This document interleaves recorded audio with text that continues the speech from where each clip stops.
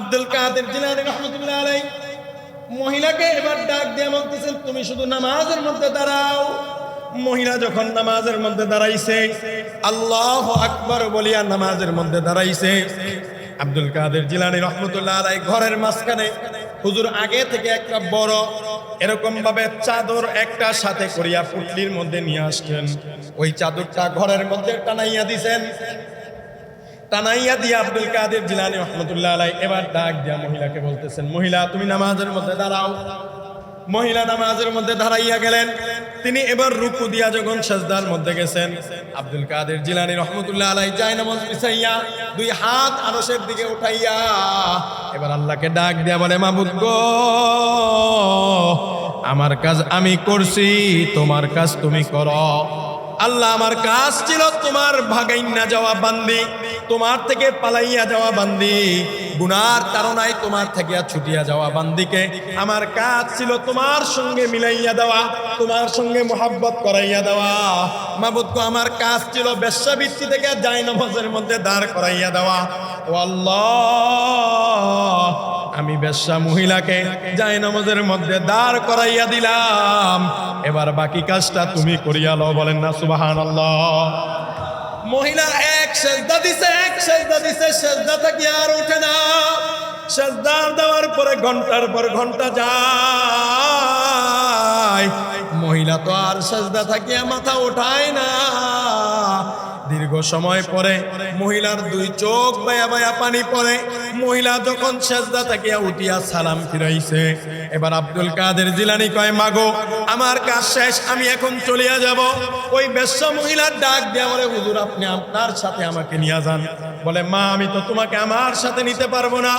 বলে, হুজুর, আমি যখন সেজদার মধ্যে গেছি, জীবনে এই বেশ্যাবৃত্তি করিয়া হাজারো টাকা কামাইলাম, জীবনের সুখ কি জিনিস আমি পাই নাই। কিন্তু আপনি যখন আমাকে নামাজের মধ্যে দাঁড় করাইয়া দিছেন, নামাজের মধ্যে যখন আমি রুকু দিয়া সিজদার মধ্যে গেছি, আমি তাকাইয়া দেখি আমার পিঠের মধ্যে একটা নূরের রশ্মি পড়ছে।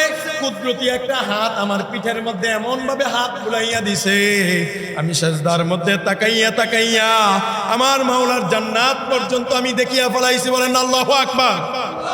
মহিলা বলে, আমি সিজদার মধ্যে জান্নাত পর্যন্ত দেখিয়া ফেলাইছি। হুজুর, আমি আর এই বেশ্যাবৃত্তি করব না, আপনি মেহেরবানি করে আপনার সাথে আমাকে নিয়ে চলেন, আমি আর গুনাহ করব না, আমি ভালো হয়ে যাব। এবার হুজুরটাকে ডাক দিয়ে বললেন, মাগো, আমি একজন পুরুষ মানুষ, তোমার সাথে আমার পর্দা করা ফরজ, তোমাকে তো আমি নিতে পারবো না।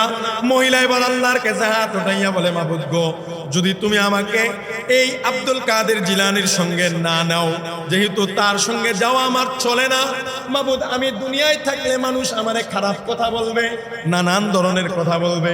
ও মাওলা, তুমি আমার এখনই তোমার কাছে নিয়ে চলো। এই কথা বলার সঙ্গে সঙ্গে মহিলাটা দবাস করিয়া পড়িয়া গেছে।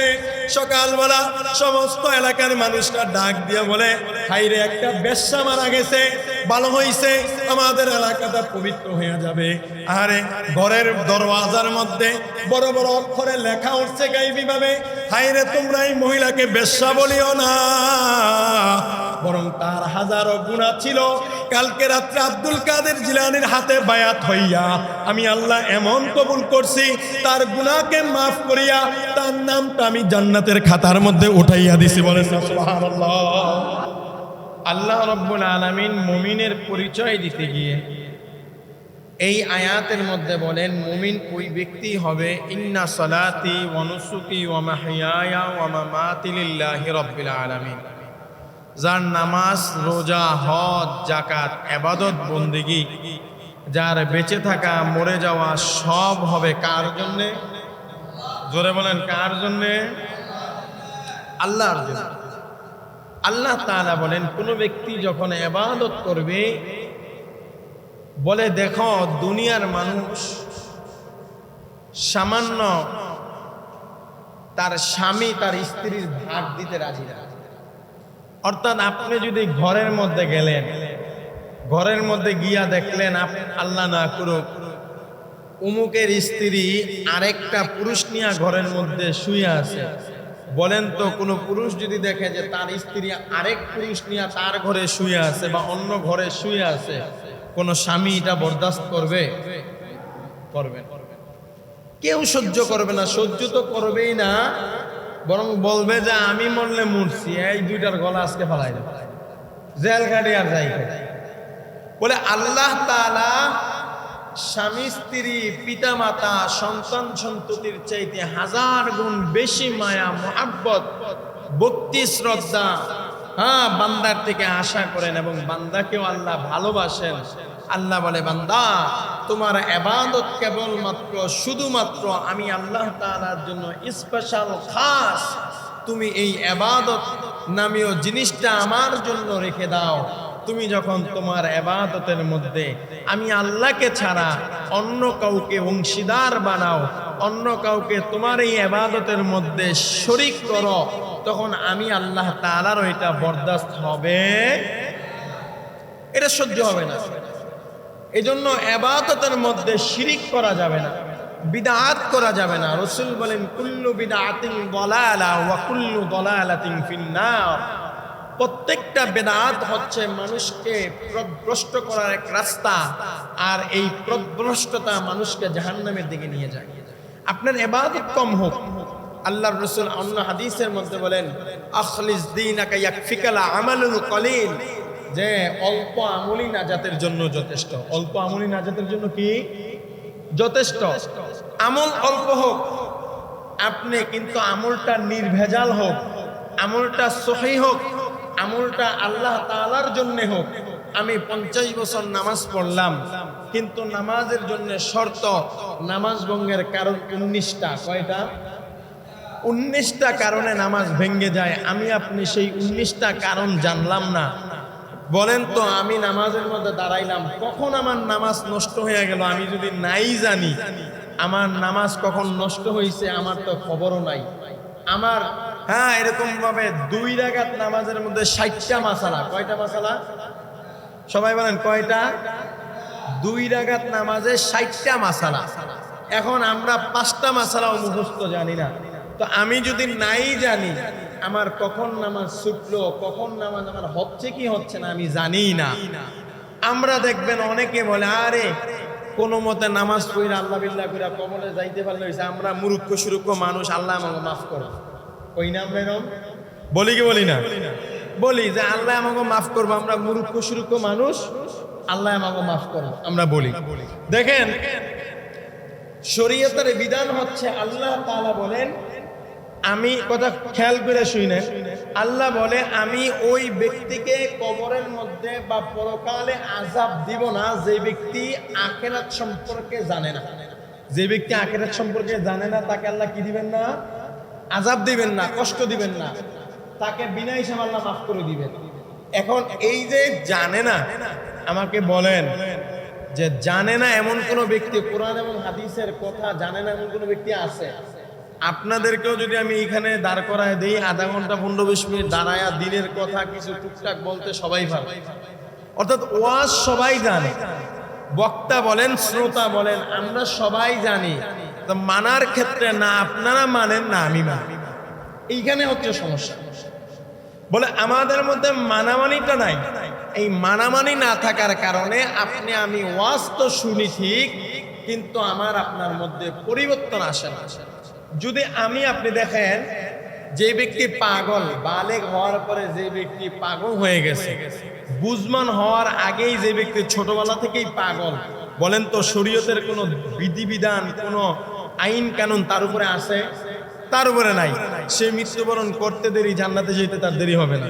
তাই আল্লাহ তাআলা আপনাকে দুনিয়ায় পাঠাইছেন, আপনি ব্রেন আছে, আপনি ছেলে সন্তান চিনেন, বাপ মা চিনেন, স্ত্রী চিনেন, বাজারের 10টা পণ্যের চাইতে ভালো পণ্যটা বাইছা আপনি আনতে জানেন, আপনি দুনিয়ার সব বোঝেন। আর আখিরাতের ক্ষেত্রে আসলে আপনি বলেন আমি তো মূর্খ সুরুক্ষ মানুষ, আমি কিছু জানি না, আরে কোনো মতে ইবাদত করে যাই, আল্লাহ মাফ করবে না। বলি কি বলি না? বলে এটা আরেকটা ধোঁকা, যে আপনি দুনিয়ার সব বুঝলেন, আখিরাতের বেলা আপনি ব্যাককল সাজলেন। আসলে তো আপনি ব্যাককল না, আপনি ব্যাককল সাজছেন। এই ব্যাককল সাজা দিয়া পরকালে আপনি আল্লাহর কাছে মাফ পাবেন না, বরং ধরা খেয়ে যাবেন। কেন? আল্লাহ বলবে যে তুমি দুনিয়ার জমিনে কেন শিখলা না, তুমি দুনিয়ার জমিনে কেন শিখলা না বা শিখার চেষ্টা করলা না।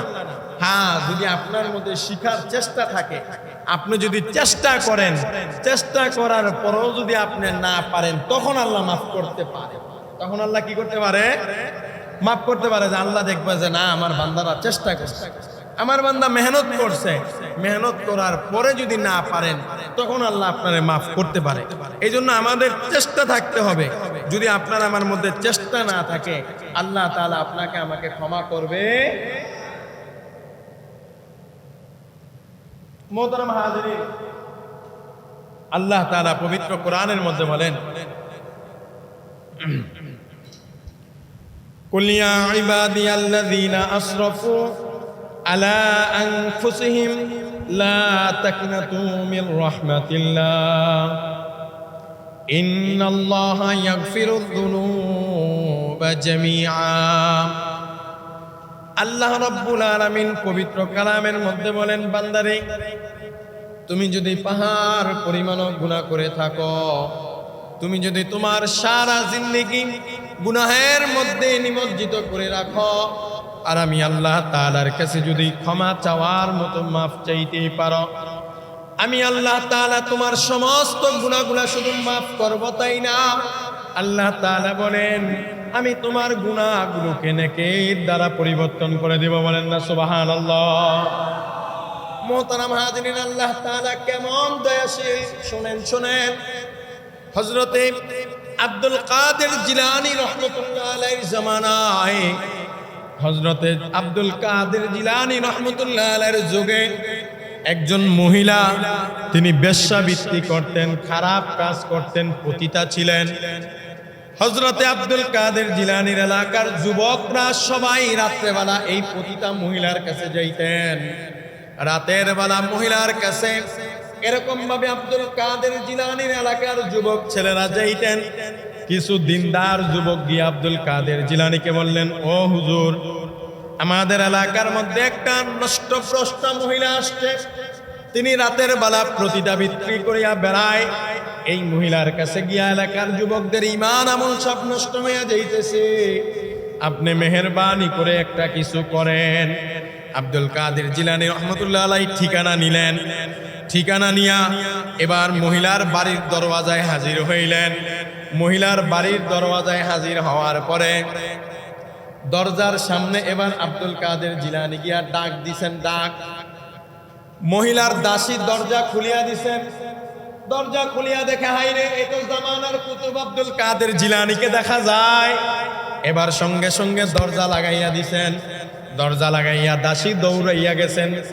ওই ভ্রষ্টা মহিলার কাছে গিয়া বললেন যে আমাদের দরওয়াজার সামনে তো আব্দুল কাদের জিলানী দাঁড়ানো। বলে, হুজুর মানুষ এইখানে কেন আসছে?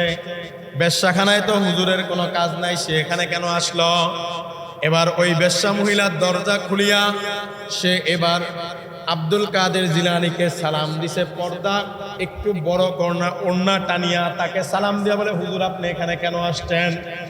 বলে, তুমি যেই কাজ করো আমি সেই কাজের জন্য আসছি। কি বলে? বলে, তুমি যেই কাজ করো আমি সেই কাজের জন্য আসছি।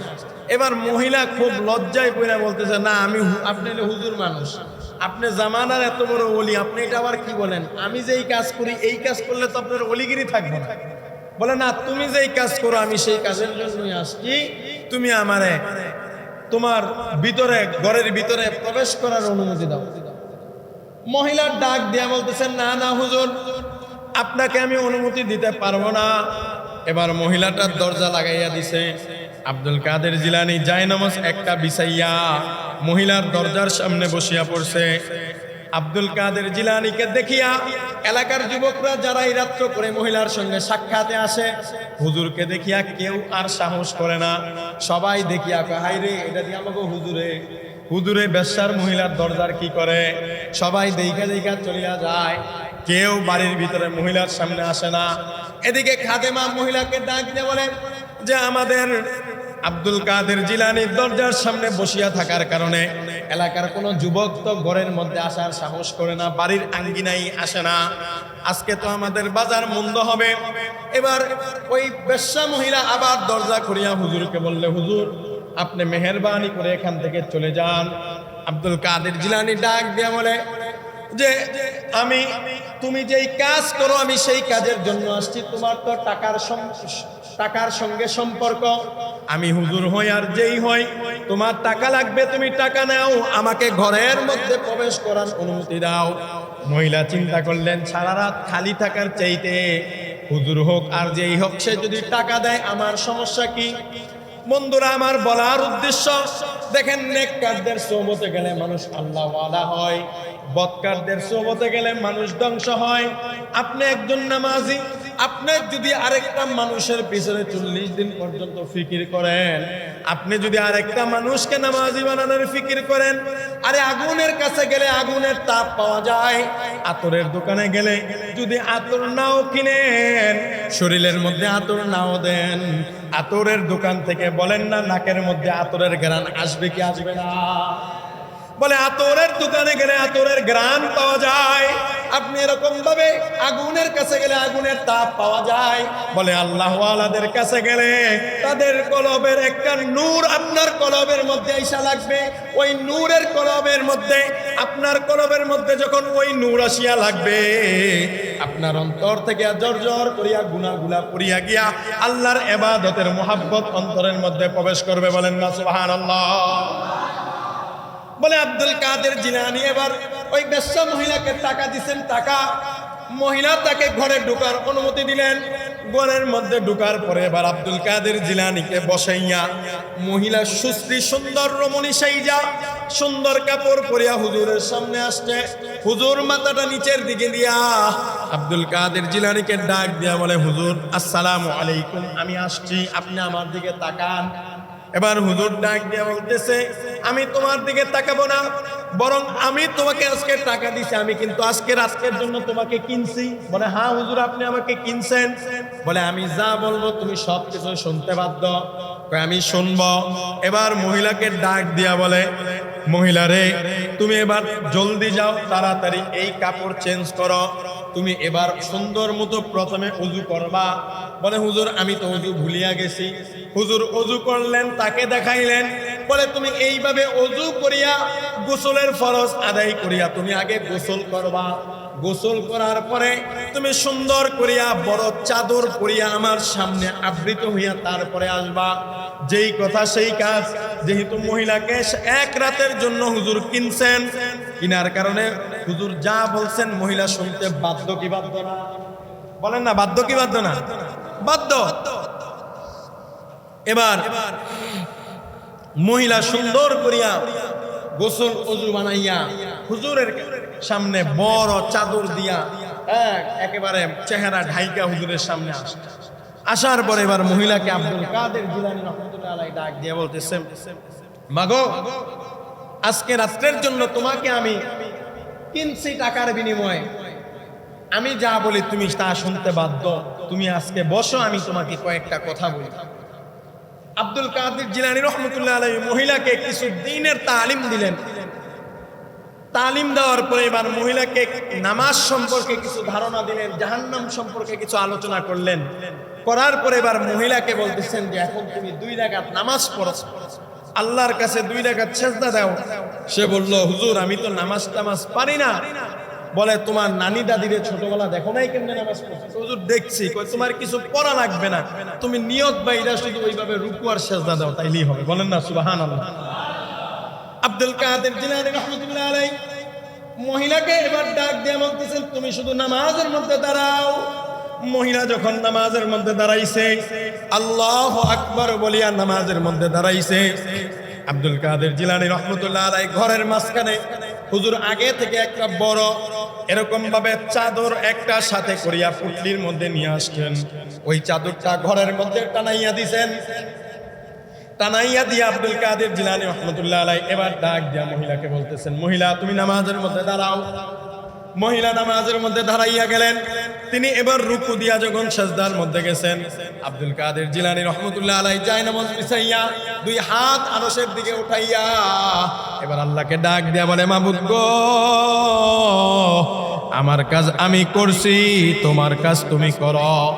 আল্লাহ আমার কাজ ছিল তোমার ভাগাইনা যাওয়া বান্দি, তোমার থেকে পালাইয়া যাওয়া বান্দি, গুনার তাড়নায় তোমার থেকে ছুটিয়া যাওয়া বান্দিকে আমার কাজ ছিল তোমার সঙ্গে মিলাইয়া দেওয়া, তোমার সঙ্গে মোহাব্বত করাইয়া দেওয়া। মাবুদ গো, আমার কাজ ছিল বেশ্যাবৃত্তি থেকে জায়নামাজের মধ্যে দাঁড় করাইয়া দেওয়া। ও আল্লাহ, আমি বেশ্যা মহিলাকে জায়নামাজের মধ্যে দাঁড় করাইয়া দিলাম, এবার বাকি কাজটা তুমি করিয়া লও। বলেন না সুবহানাল্লাহ। মহিলা এক সেজদা দিছে, সেজদা থেকে আর ওঠে না। সেজদা দেওয়ার পরে ঘন্টার পর ঘন্টা যায়, মহিলা তো আর সেজদা থেকে মাথা ওঠায় না। দীর্ঘ সময় পরে মহিলার দুই চোখ বায়া বায়া পানি পড়ে। মহিলা যখন সেজদা থেকে উঠিয়া সালাম ফিরাইছে, এবার আব্দুল কাদের জিলানী কয়, মাগো আমার কাজ শেষ, আমি এখন চলিয়া যাব। ওই বেশ্যা মহিলার ডাক দিয়া বলে, হুজুর আপনি আপনার সাথে আমাকে নিয়ে যান। বলে, মা আমি তো তোমাকে আমার সাথে নিতে পারবো না। বলে, হুজুর আমি যখন সেজদার মধ্যে গেছি, জীবনে এই বেশ্যাবৃত্তি করিয়া হাজারো টাকা কামাইলাম, জীবনের সুখ কি জিনিস আমি পাই নাই। কিন্তু আপনি যখন আমাকে নামাজের মধ্যে দাঁড় করাইয়া দিছেন, নামাজের মধ্যে যখন আমি রুকু দিয়া সেজদার মধ্যে গেছি, আমি তাকাইয়া দেখি আমার পিঠের মধ্যে একটা নূরের রশ্মি পড়ছে।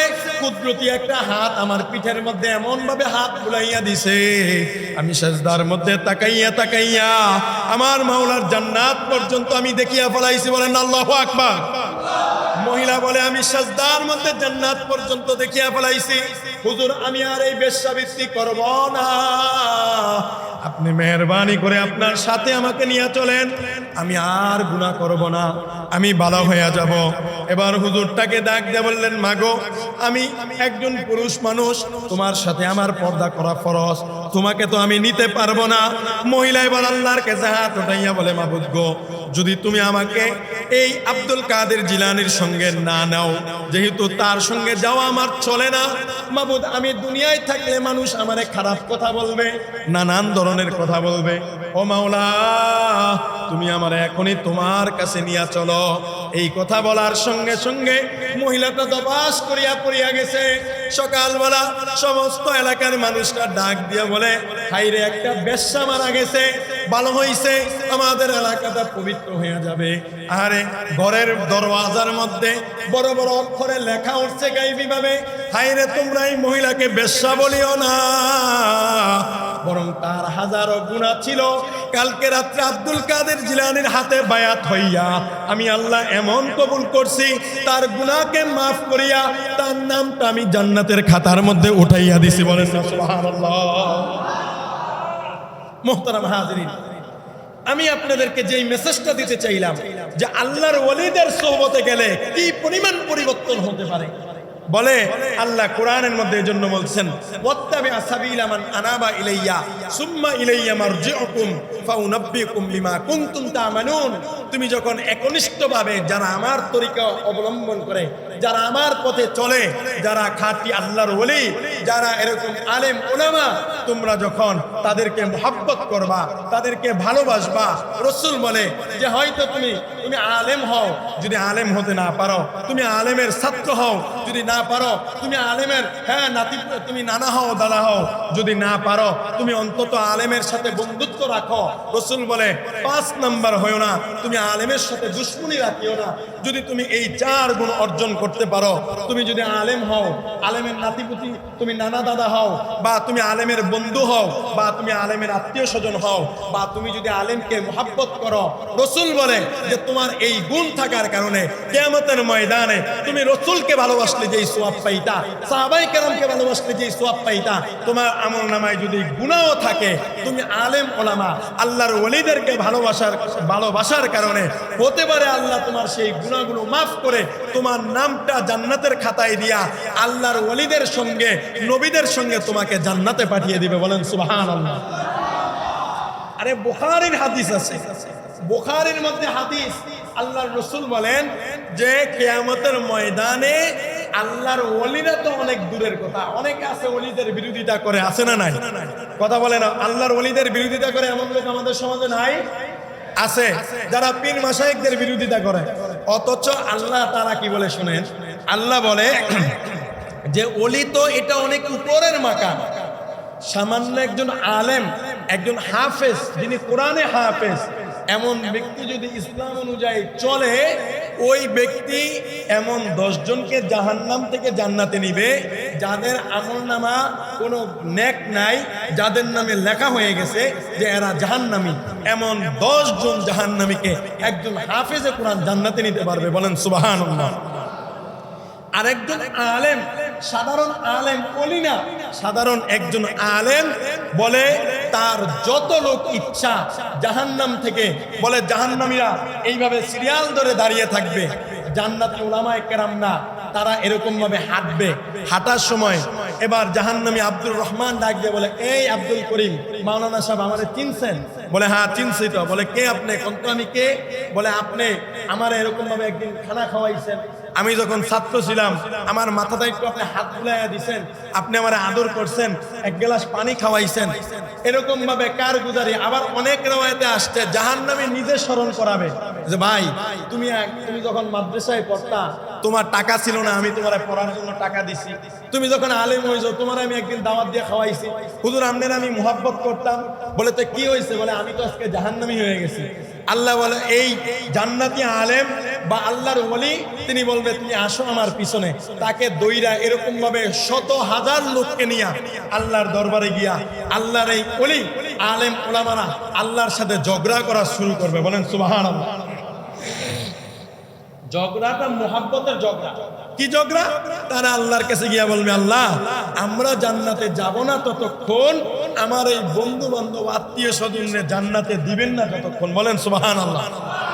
বলে আমারে যারা যারা ভালোবাসছে এই সবাইরে আমাদের সাথে জান্নাতে দিতে হবে, তাইলে আমি জান্নাতে যাব।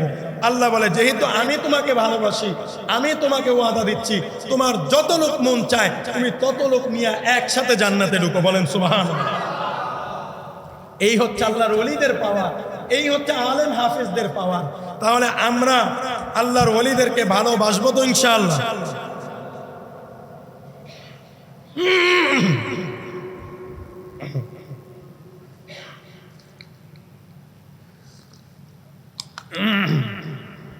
আমার গত 2-3 দিন ধরে রাত্রে খুব চোরাজোর আসতেছে, বুকের মধ্যেও ঠান্ডা লেগে গেছে।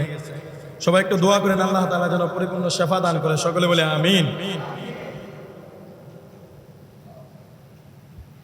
কথা বললেই কষ্ট হচ্ছে। যাই হোক, আমি আপনাদেরকে যেটা বলতে চাইলাম যে ওলিদের বিরোধিতা করা যাবে না।